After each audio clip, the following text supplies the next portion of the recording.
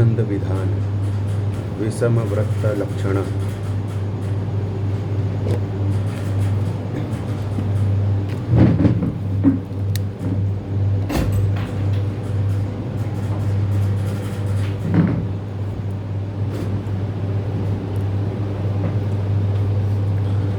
विषमवृत्त लक्षण। सूत जी ने कहा, जिस छंद के प्रथम पाद में 8 अक्षर, द्वितीय पाद में 12 अक्षर, तृतीय पाद में 16 अक्षर तथा चतुर्थ पाद में 20 अक्षर होते हैं, वह पद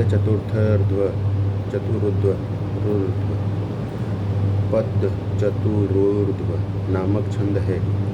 यह इस छंद का सामान्य लक्षण है। तात्पर्य यह है कि किस छंद में अनुष्टुप छंद के प्रथम पाद के बाद प्रत्येक पाद में क्रमशः 4-4 अक्षर बढ़ते जाते हैं। इसी छंद के चारों चरणों में जब 2 अक्षर गुरु हो तो उसे आपीड़ छंद कहते हैं। अंतिम अक्षरों को छोड़कर शेष अक्षर लघु ही होते हैं। पद चतुरोर्ध्व नामक छंद के प्रथम पाद का द्वितीय आदि पदों के साथ परिवर्तन होने पर अनेक छंद बनते हैं।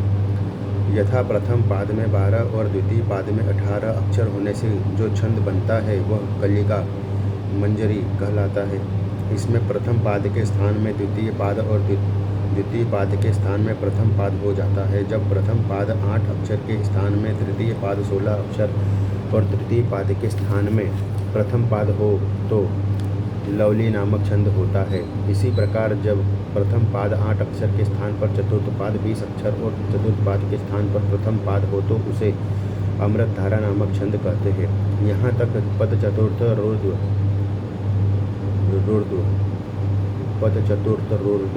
छंद के अवान्तर भेदों को बतलाया गया है। जब प्रथम पाद में सगण सगण और एक लघु इस प्रकार 10 अक्षर होते हैं। द्वितीय पाद में नगण सगण जगण और एक गुरु इस प्रकार 10 अक्षर होते हैं। तृतीय पाद में भगण नगण जगण एक लघु तथा एक गुरु ये 11 अक्षर होते हैं और चतुर्थ पाद में सगण जगण सगण जगण तथा एक गुरु इस प्रकार 13 अक्षर होते हैं। तो वह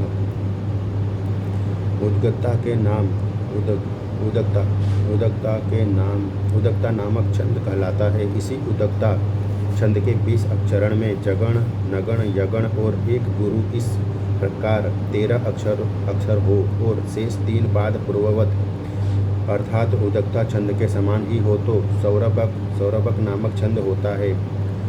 इसी उदकता छंद के तीसरे चरण में जब दो नगण 2 सगण हो तथा शेष 3 चरण उदकता के ही समान हो तो ललित नामक छंद होता है। ये सब उदकता छंद के अवान्तर भेद है, जिसके प्रथम पाद में मगण सगण जगण भगण और 2 गुरु इस प्रकार 14 अक्षर होते हैं। द्वितीय चरण में सगण नगण जगण रगण तथा एक गुरु इस प्रकार 13 अक्षर होते हैं। तीसरे चरण में 2 नगण और 1 सगण इस प्रकार 9 अक्षर होते हैं तथा चौथे चरण में 3 नगण 1 जगण तथा 1 यगण इस प्रकार 15 अक्षर होते हैं। तो ऐसा छंद उपस्थित प्रचुपित नाम वाला छंद कहलाता है। इसी उपस्थिति प्रचुपित छंद के जब 3 चरण वैसे ही हो, केवल तृतीय चरण में परिवर्तन हो अर्थात उसमें 2 नगण 1 सगण पुनः 2 नगण तथा 1 सगण इस प्रकार 18 अक्षर हो तो वह वर्धमान नामक छंद होता है। इसी उपस्थित प्रचुपित नामक छंद के जब 3 पाद प्रथम द्वितीय तथा चतुर्थ समान हो किंतु तृतीय पाद में तगण जगण और रगण इस प्रकार 9 अक्षर हो तो वह आर्षभ नामक छंद होता है। इसी प्रकार उपस्थित प्रचुपित नामक छंद का जब पहला पाद वही हो और शेष 3 पादों में तगण जगण तथा रगण इस प्रकार 9 अक्षर हो तो ऐसा छंद शुद्ध विराट कहलाता है। ये छंद उपस्थित प्रचुपित नामक छंद के अवान्तर भेदों में आते हैं। अध्याय 211 छंद विधान प्रस्तार निरूपण। सूत जी ने कहा, अब प्रस्तार के विषय में बतला रहा हूँ। उसके ऊपर के पाद में आदि अक्षर गुरु हो तथा उसके नीचे के पाद में लघु अक्षर तथा एकाक्षर प्रस्तार है, उसके बाद इसी क्रम से वर्णों की स्थापना कर, अर्थात पहले गुरु और उसके बीच लघु अक्षर की स्थापना करे। यह द्वयक्षर प्रस्तार है। प्रस्तार के अनंतर नष्ट का निरूपण इस प्रकार है। नष्ट संख्या को आदि करने पर जब वह दो भागों में बराबर बट जाए तब एक लघु लिखना चाहिए। यदि आधा करने पर विषम संख्या प्राप्त हो तो उसमें एक जोड़कर सम बना ले और इस प्रकार पुनः आधा करे। ऐसी अवस्था में एक गुरु अक्षर की प्राप्ति होती है, उसे भी अन्यत्र लिख ले। जितने अक्षर वाले छंद के भेद को जानना हो उतने अक्षरों की पूर्ति होने तक पूर्वोक्त प्रणाली से गुरु लघु का उल्लेख करता रहे। अब दृष्टि के विषय में बतलाया जा रहा है। दृष्टि की प्रक्रिया जानने के लिए छंद के गुरु लघु क्रमश एक पंक्ति में लेकर उनके ऊपर क्रमश एक से लेकर दूने तीने अंक रखता जाए, अर्थात प्रथम अक्षर पर एक, द्वितीय पर दो, तृतीय तीन, इस क्रम से संख्या होगी। बिना प्रस्तार के ही वृत्त संख्या जानने के उपाय को संख्या कहते हैं। इसकी प्रक्रिया इस प्रकार है। जितने अक्षर के छंद की संख्या जाननी हो उसका आधा भाग निकालने से 2 की उपलब्धि होगी, उसे अलग रख ले। विषम संख्या के 1 घटाकर 0 की प्राप्ति होगी, उसे 2 के नीचे रखकर 0 के स्थान में दुगुना करे। इससे प्राप्त हुए अंक को ऊपर के अर्ध स्थान में रखे और उतने से ही गुणा करे। एक द्वया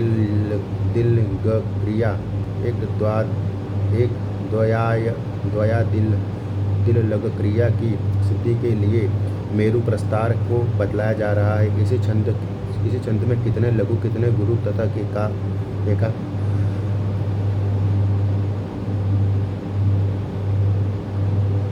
एकाक्षरादि छंदों के कितने व्रत होते हैं, इसका ज्ञान मेरु प्रस्तार से होता है। मेरु प्रस्तार में नीचे से ऊपर की ओर आधा अंगुल विस्तार कम होता जाता है।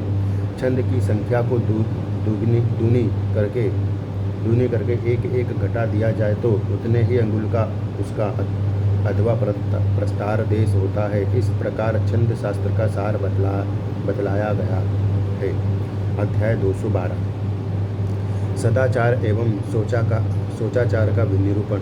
सूत जी ने कहा, हे सोनक, श्री हरि से सुनकर ब्रह्मा जी ने व्यास से सब कुछ देने वाले ब्रह्मांडादि वर्णों के सदाचार को जैसे कहा है उसी प्रकार मैं कहता हूँ। श्रुति, वेद और स्मृति धर्मशास्त्र का भली प्रकार से अध्ययन करके श्रुति प्रतिपादित कर्म का पालन करना चाहिए, क्योंकि श्रुति ही सब कर्मों का मूल है। यदि उपलब्ध श्रुतियों में कोई कर्म ज्ञात नहीं हो रहा है तो उसको स्मृति शास्त्र के अनुसार जानकर करना चाहिए, क्योंकि स्मृति शास्त्र भी श्रुति मूलक होने के कारण ही कर्म के बंधन में प्रमाण माने जाते हैं। और स्मार्त धर्म के पालन में असमर्थ होने पर विद्वान व्यक्ति को चाहिए कि वह सदाचार का पालन करे। कर्म मार्ग का दर्शन कराने के लिए श्रुति तथा स्मृति ये नेत्र स्वरूप है।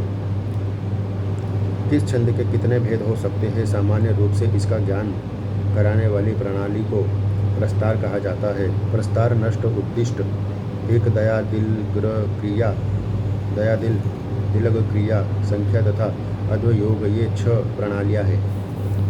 श्रुति में कहा गया धर्म परम धर्म है। स्मृति और शास्त्र से प्रतिपादित धर्म अपर धर्म है। इस प्रकार श्रुति, स्मृति और शिष्टाचार से प्राप्त धर्म, ये 3 प्रकार के सनातन धर्म है। सत्य, दान तथा निर्लोभता, विद्या, यज्ञ, पूजा और इंद्रिय दमन, ये विशिष्टाचार के 8 पवित्र लक्षण कहे गए हैं। पूर्व काल में लोगों के शरीर और इंद्रिय सत्व गुण प्रधान एवं तेजोमय होते थे। अतः जिस प्रकार कमल पत्र पर जल नहीं डूबता, उसी प्रकार से उनके शरीर तथा इंद्रियों में पाप नहीं टिक पाते थे। सत्व गुण के विकास के लिए सनातन धर्म, वर्णाश्रम धर्म, सदाचार आदि के पालन का सर्वाधिक महत्व है और इनकी प्रमुखता युग विशेष, स्थान विशेष, भारतवर्ष आदि की दृष्टि से निर्धारित होती है। इसी दृष्टि से यहाँ इतना निरूपण किया जा रहा है। सत्य, यज्ञ तथा तप तथा दान ये धर्म के लक्षण है। बिना दिए गए द्रव्यों को ग्रहण न करना, दान, अध्ययन, जप, विद्या, धन, तपस्या, पवित्रता, श्रेष्ठ कुल में जन्म, निरोगता और संसार के बंधन से मुक्ति आदि के मूल में धर्म का आचरण ही प्रधान है। धर्म से सुख तथा तत्वज्ञान की प्राप्ति होती है और इस तत्वज्ञान से ही मोक्ष प्राप्त होता है। शास्त्रों के अनुसार पालन किए गए योग्य तथा सनातन काल से चले आ रहे यज्ञ, अध्ययन और दान ब्राह्मण, क्षत्रिय और वैश्य के समान धर्म है। यज्ञ कराना, अध्यापन तथा सदाचारवान विशुद्ध अधिकृत व्यक्ति से प्रतिग्रह दान लेना, ये 3 प्रकार की वृत्ति जीविका मनुष्यों के श्रेष्ठ ब्राह्मण वर्ण के लिए कही है। शस्त्रोपजीवी होना तथा प्राणियों की रक्षा करना क्षत्रिय वर्ण का धर्म है। पशुपालन, कृषि कर्म तथा व्यापार वैश्य वर्ण की वृत्ति कही गई है। द्विजाति में भी अनुपूर्वी कर्म से सेवा करने का विधान है। शूद्र का तो एकमात्र कर्तव्य है द्विजाति की सेवा करना, गुरु के सानिध्य में रहना, अग्नि की शुश्रूषा, अग्निहोत्र करना तथा अध्याय करना, यह ब्रह्मचारी का धर्म है। वह तीनों संध्याओं में स्नान कर संध्याकालीन व्रत का पालन करे, स्नान कर्म से निवृत्त होकर भिक्षाचरण करे, तदंतर गुरु के प्रति तद्चित्त रहकर उनकी ही सेवा में आजीवन लगा रहे। वह नैष्टिक ब्रह्मचारी कटी प्रदेश में मूंज की मेखला, सिर पर जटा, हाथ में दंड धारण करे। वह जटाओं को धारण न करके सिर का मुंडन भी करा सकता है, किंतु उसको गुरु के आश्रय में तो रहना ही चाहिए।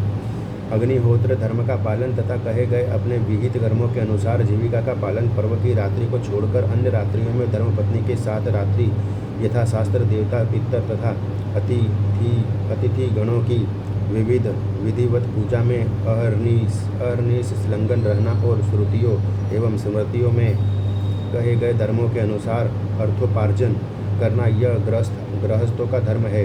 जटाधारण, अग्निहोत्र का पालन, पृथ्वी पर शयन, मृग चर्म का धारण, वन में निवास, दूध, मूल, फल तथा विनिवार का भक्षण, निषिद्ध कर्म का परित्याग, तीनों संध्याओं में स्नान, ब्रह्मचर्य का पालन और देवता तथा अतिथि की पूजा, यह वानप्रस्थी का धर्म है।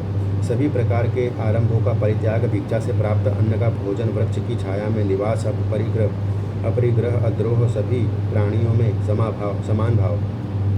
इसका आशय यह है क्षत्रिय ब्राह्मण की सेवा कर तथा वैश्य ब्राह्मण और क्षत्रिय की सेवा करे। वैश्य के द्वारा क्षत्रिय की सेवा की मर्यादा शास्त्रों में निर्धारित है।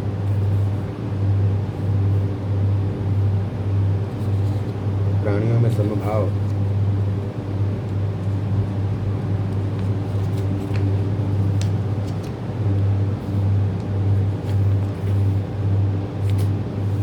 प्राणियों में समभाव, प्रिय तथा अप्रिय की प्राप्ति में एवं सुख और दुख में समान स्थिति, शरीर की बाह्य और आभ्यंतरिक शुद्धता, वाणी में संयम, परमात्मा का ध्यान, सभी इंद्रियों का निग्रह, धारणा तथा ध्यान में तत्परता और भाव शुद्धि, ये सभी परिव्राजक अर्थात सन्यासी के धर्म कहे गए हैं। अहिंसा, प्रिय और सत्य वचन, पवित्रता, क्षमा तथा दया सभी आश्रमों और वर्णों का सामान्य धर्म है। जैसा पूर्व में कहा गया है उसी के अनुसार शास्त्र विहित अपने अपने धर्मों का पालन करने वाले सभी लोग परम गति अर्थात मोक्ष को प्राप्त करते हैं। हे सोनक, अब मैं प्रातः काल जागने से लेकर रात्रि में सोने तक पालन करने योग्य गृहस्थ के धर्म का वर्णन करता हूँ। गृहस्थ को ब्रह्म मुहूर्त में निद्रा का परित्याग करके धर्म और अर्थ का भली प्रकार चिंतन करना चाहिए तथा शारीरिक कष्ट उसकी उत्पत्ति के कारण और वेदों में कहे गए तत्वार्थ का भी विचार करना चाहिए। ब्रह्म मुहूर्त में उठकर शौचादि क्रियाओं से निवृत्त होकर स्नान करना चाहिए और निर्लस भाव से समाहित चित्त होकर संध्योपासन करना चाहिए। दंत धावन एवं स्नान के अनंतर ही प्रातःकालिक संध्योपासन करना चाहिए। दिन में मूत्र और मल का परित्याग उत्तराभिमुख होकर करे, रात्रि में दक्षिणाभिमुख होकर करे। दोनों संध्या काल में दिन के समान ही उत्तराभिमुख होकर मलमूत्र का त्याग करना चाहिए। रात्रि और दिन में छाया अथवा अंधकार के कारण यदि देश विशेष का ज्ञान नहीं हो पा रहा है अथवा कोई ऐसा भय उपस्थित है जिसके कारण मरण की संभावना है, तो अपनी सुविधा के अनुसार जिस किसी भी दिशा में मुख करके मलमूत्र का त्याग किया जा सकता है। गोमय अग्नि के दहकते अंगार, दीमक की बाँबी, जूते हुए खेत, जल, पवित्र स्थान, मार्ग और मार्ग में विद्यमान विधान योग्य वृक्ष की छाया में न तो मूत्र का परित्याग करना चाहिए और न तो मल विसर्जन ही। शौच के पश्चात मिट्टी से हाथ पैर आदि साफ करने के लिए जल के अंदर से देवग्रह, बाँबी, चूहे के बिल, दूसरे के उपयोग में आई हुई मिट्टी से अवशिष्ट तथा स्मशान भूमि की मिट्टी ग्रहण न करें। लघु संख्या करने पर लिंग में एक बार, बाएं हाथ में 2 बार और दोनों हाथों में 2 बार मिट्टी लगाकर जल से प्रक्षालन करने पर ही शुद्धि होती है। मल का परित्याग करने पर लिंग में 1 बार, गुदा में 3 बार, बाएं हाथ में 10 बार तथा दोनों हाथों में 7 बार, पैरों में 5 बार और दाएं हाथ में 10 बार मिट्टी का लेप करके उन्हें जल से स्वच्छ करें। प्रथम बार उपयोग में लाई जाने वाली मिट्टी की मात्रा आधा पसर होनी चाहिए।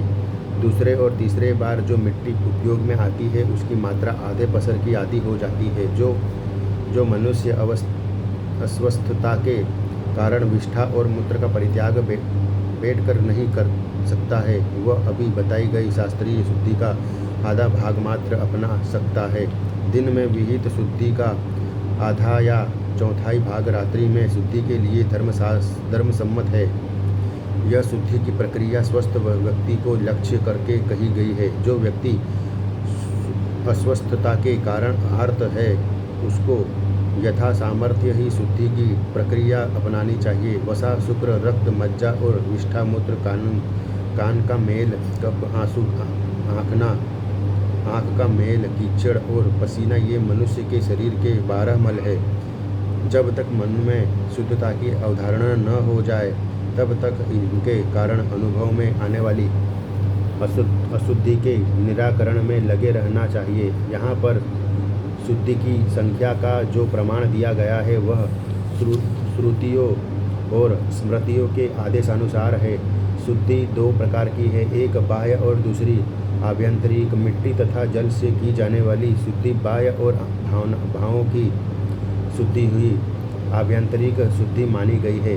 शुद्धि का प्रमुख अंग आचमन है, यह 3 बार करना चाहिए। इसके बाद 2 बार जल से मुख का मार्जन, तदंतर अंगुष्ठ के मल से मुख को धोकर, अंगुष्ठ के मूल से मुख को धोकर 3 बार मुख का स्पर्श करना चाहिए। इसके बाद अंगुष्ठ और तर्जनी से नासिका का स्पर्श कर अंगुष्ठ तथा अनामिका से नेत्र और कान का स्पर्श करना चाहिए। तत्पश्चात कनिष्ठा और अंगुष्ठ के द्वारा नाभि का स्पर्श कर हथेली से हृदय का स्पर्श करना चाहिए। इसके बाद अपनी सभी अंगुलियों से सिर और उनके अंगुलियों के अग्रभाग से दोनों बाहुओं का स्पर्श करना चाहिए। अब आचमन तथा अंगों के स्पर्श का फल बताया जाता है। 3 बार जल का आचमन करके ऋग्वेद, यजुर्वेद तथा सामवेद, इन तीनों वेदों को प्रसन्न करना चाहिए। पहले 2 बार मुख का प्रक्षालन करने से अर्थात अथर्वा वेदविद ब्राह्मण और अंगिरस बृहस्पति का मुख में सन्निधान होता है। मुख भाग का स्पर्श करने पर आकाश, नासिका भाग का स्पर्श करने पर वायु, नेत्र भाग का स्पर्श करने पर सूर्य, कानों का स्पर्श करने पर सभी दिशाओं का स्पर्श समझना चाहिए। मुख तथा नासिका आदि का यथाविधि स्पर्श करने से इन अंगों में यथाक्रम इतिहास, पुराण एवं वेदांग शिक्षा, कल्प, व्याकरण, निरुक्त, छंद, ज्योतिष प्रतिष्ठित होते हैं। नाभि प्रदेश का स्पर्श कर प्राण ग्रंथि का और हृदय भाग का स्पर्श कर ब्रह्मा का स्पर्श समझना चाहिए। मूर्धा के स्पर्श से रुद्र और शिखा के स्पर्श से ऋषियों को प्रसन्न किया जाता है। दोनों बाहुओं को स्पर्श करके यम, इंद्र, वरुण, कुबेर, पृथ्वी तथा अग्निदेव के सानिध्य का लाभ प्राप्त होता है। अपने दोनों चरणों में जल का अभ्युक्षण भगवान विष्णु और इंद्र तथा दोनों हाथों का प्रोक्षण करने से भगवान विष्णुदेव का सानिध्य प्राप्त होता है। धार्मिक विधि के अनुसार पृथ्वी का जल से प्रोक्षण करने से वासुकी आदि नाग प्रसन्न होते हैं। धार्मिक विधि के मध्य में जल का शास्त्रीय उपयोग करते समय उसके बिंदुओं के गिरने से भूतों भूतों के समूह तृप्ति प्राप्त कर प्रसन्न होते हैं। अंगुलियों के पर्वों पर अग्नि, वायु, सूर्य, चंद्र और पर्वत समूह निवास करते हैं। द्विज के हाथों में जो रेखाएं होती है उनमें गंगा आदि पवित्र नदियाँ स्थित रहती है। हाथ के तल भाग में सभी तीर्थों के साथ सोम का निवास है, इसीलिए हाथ को पवित्र माना जाता है। उषा काल सूर्योदय से पूर्व रात्रि शेष होने पर यथाविधि शौच क्रिया करनी चाहिए। तदंतर दंत धावन दत्वन करके स्नान करें। मुख के पर्युषित बासी रहने पर मनुष्य निश्चित ही अपवित्र रहता है, अतः मनुष्य को प्रातःकाल अवश्य ही दंत धावन करना चाहिए। दंत धावन के लिए कदम्ब, बिल्व और कनेर, बरगद, अर्जुन, यूपी, वरहदी, जाति, करंज, अर्क, अति, मुक्तक, जामुन, महुआ, अपामार्ग, चिचड़ा, लटजीरा, शिरीष, गूलर, बाण तथा दूध वाले और कटीले अन्य वृक्ष प्रशस्त होते हैं। कड़वे, तीते तथा कसेले काष्ठ के जो वृक्ष है उनकी दतुवन धन धान्य, आरोग्य और सुख से संपन्न करने वाली है। पवित्र स्थान में मनुष्य ऐसे वृक्षों की दतुवन को लेकर सबसे पहले उनको जल से धो डाले, उसको दांतों से चबा कर मुख और नासिका आदि में यथाक्रम आकाश तथा वायु आदि के दांतों से चबा कर मुख साफ करे और अविष्ठित दतुवन को किसी एकांत स्थान में छोड़ दे। तदंतर भले प्रकार से आचमन कर मुख शोधन करे। अमावस्या, षष्ठी, नवमी, प्रतिपदा तिथि तथा रविवार के दिन दतुवन नहीं करना चाहिए,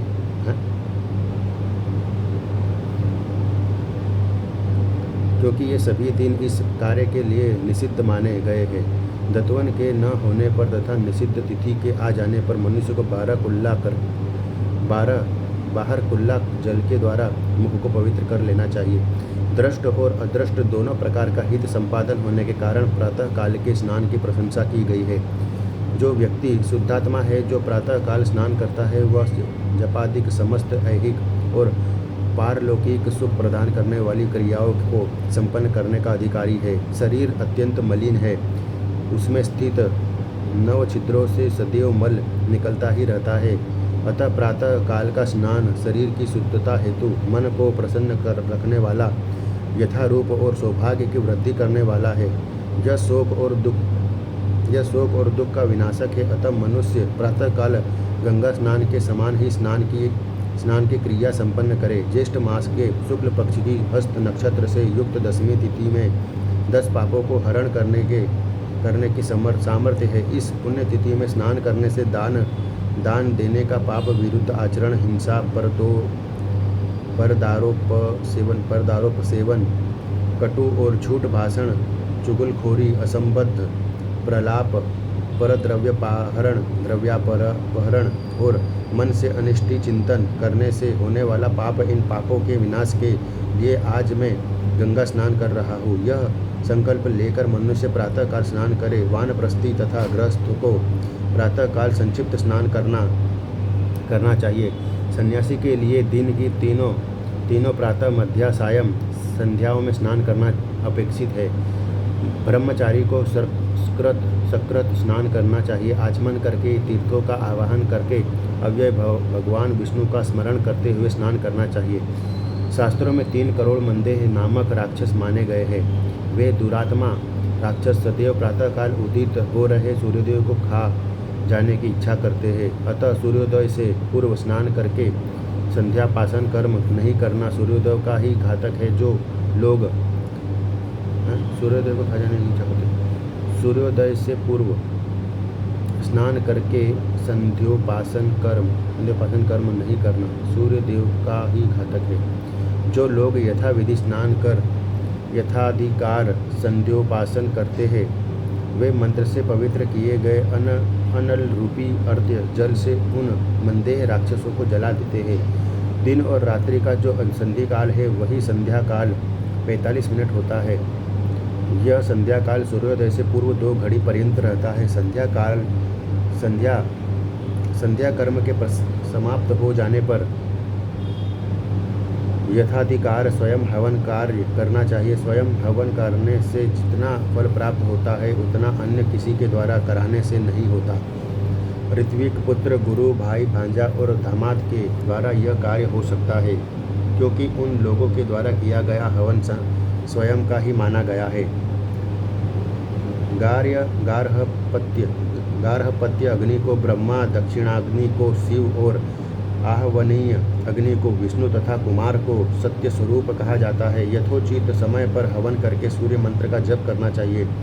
तदंतर एकाग्रचित होकर सावित्री और प्रणव ओंकार मंत्र का जप करना चाहिए। प्रणव सप्त व्याहति और त्रिपदा सावित्री मंत्र का निरंतर यथा समय नियत रूप से जप करने से संसार में किसी भी प्रकार का भय नहीं रहता है। जो उपासक प्रातः काल उठकर नित्य गायत्री मंत्र का जप करता है वह कमल पत्र की भांति पाप से संलिप्त नहीं होता। देवी गायत्री का स्वरूप इस प्रकार है। सकृत स्नान का तात्पर्य है दंडवत स्नान, अर्थात जैसे दंड जल में डालकर निकाल लिया जाता है वैसे ही स्नान करना चाहिए। गृहस्थ की तरह सुखपूर्वक स्नान नहीं करना चाहिए। सायं प्रातः अवश्य करणीय। अग्निहोत्र आदि के लिए दोनों समय सायं प्रातः स्नान का विधान ब्रह्मचारी के लिए है। मनु उल्लूक भट्ट की टीका। यहाँ कुमार का अर्थ हवनकर्ता ब्रह्मचारी को समझना चाहिए। देवी गायत्री का स्वरूप इस प्रकार है। श्वेत वर्णा समुदिष्टा कोसे वसना तथा अक्षर सूत्रधरा देवी पद्मासनगता शुभा। पद्मासनगता शुभा अर्थात गायत्री देवी श्वेत वर्ण वाली है। कोसे रेशमी वस्त्र तथा अक्ष माला एवं सूत्र यज्ञोपवीत से वशीभूत होकर सुंदर पद्मासन पर विराजमान रहती है। इसी रूप में विधिवत ध्यान करके तेजोसी इस यजुर्वेद के मंत्र से आवाहन कर गायत्री देवी की उपासना करनी चाहिए। प्राचीन काल में देव वर्ग तथा मंत्रों का साक्षात्कार करने की इच्छा रखने वाले ऋषिगण यजुर्वेद के इसी मंत्र का प्रयोग करते थे। अतः सूर्य मंडल के मध्य विराजमान तथा ब्रह्मलोक में भी निवास करने वाली देवी का आवाहन करने गायत्री मंत्र का जप करना चाहिए। तत्पश्चात नमस्कार करके उनका गायत्री देवी का विसर्जन करना चाहिए। पूर्व काल में देवताओं का पूजन करना चाहिए। भगवान विष्णु से बढ़कर अन्य कोई देव नहीं है, अतः साधक को सदैव उनकी पूजा करनी चाहिए। विद्वान व्यक्ति को चाहिए कि ब्रह्मा, विष्णु और शिव इन तीनों देव के प्रति पृथक भाव भेद बुद्धि न रखे। इस संसार में 8 मंगल है। ब्राह्मण, गौ, अग्नि, हिरण्य, सोना, धृत, सूर्य, जल और राजा। सदैव इनका दर्शन एवं पूजन करना चाहिए और यथासंभव इन्हें अपने दाहिने करके ही चलना चाहिए। ब्राह्मण पहले वेद का अध्ययन करे, उसके बाद चिंतन, अभ्यास तथा जप करके उसका दान शिष्यों को दे,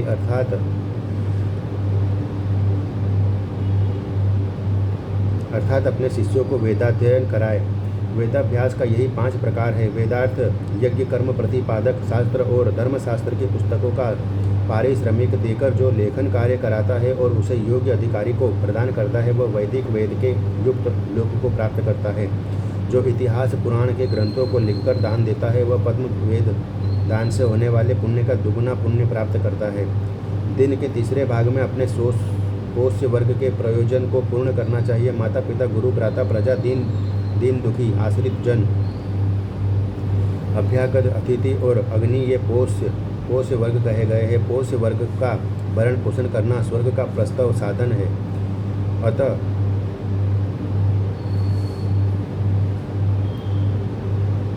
अतः मनुष्य को पोष्य वर्ग का पालन पोषण प्रयत्नपूर्वक करना चाहिए। इस संसार में उसी व्यक्ति का जीवन श्रेष्ठ है जो बहुतों के जीवन का साधक बनता है, अर्थात बहुतों का पालन पोषण करता है। जो मात्र अपने भरण पोषण में लगे रहते हैं वे जीवित रहते हुए भी मरे हुए के समान है, क्योंकि उनका पेट पालन तो कुत्ता भी करता है। तेजोसी तेजोमयी देहि वीर्यमसी, वीर्यमयी देहि बलमयी देह्यो जो मयि देहि मन्युरसी, मन्युमयी देहि सहोमयी देहि। जो अकस्मात अपने घर या जाए वह अभ्यागत है। अतिथि उस संत को कहते हैं जो तिथि पर्व उत्सव आदि का विवेक नहीं करता है और सदा चलता ही रहता है। यहाँ यम का वचन द्रष्टव्य है। तिथि पर्वोत्सव का पर्वोत्सवः सर्वे त्यक्ता येन महात्मना सोतिथि सर्वभूतानां शेषानभ्यागतान् विदुः। माता पिता गुरु भ्राता प्रजा दीनः समाश्रितः अभ्यागतो तिथि चाग्निः पोष्यवर्गः उदाहतः वर्णं पोष्यवर्गस्य प्रशस्तं स्वर्गसाधनं वर्णं पोष्यवर्गस्य तस्मादनेन कारयेत स जीवति वरश्चेको बहुभिर्योपजीव्यति जीवन्तो मृत कास्त्वन्ये पुरुषः स्वोदरम्भरा स्वकीयोदरपूर्तिश्च पुरस्यापि विद्यते।